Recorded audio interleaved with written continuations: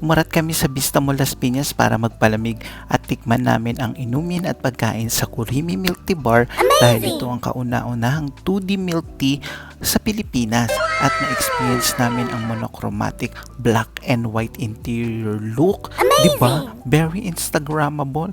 So pagpasok mo pa lang makikita mo na kagad ang kanilang interior 2D na feeling mo nasa playground ka. Ito ang kanilang counter at ang kanilang dining. Syempre meron din silang sinaserve na ice cream. Syempre ito ang bestseller nilang Pure Gelato Pistachio. Syempre tinaray ko muna. Syempre meron akong order na milk tea, cappuccino with pearl and coffee jelly at sa friend ko blueberry cheesecake with pearl. At may pagkain din sa loob. Ito ang Kurumi Snack. Syempre umorder na kami ng gyoza, chicken or pork, hindi ko alam. This is a Japanese buns, meron din chicken and pork. Syempre dinira ko na ang gyoza at ang buns, napakasarap. Meron din silang sinaserve na chicken pops at pizza. So thank you so much Kurumi Milk Tea Bar Las Piñas.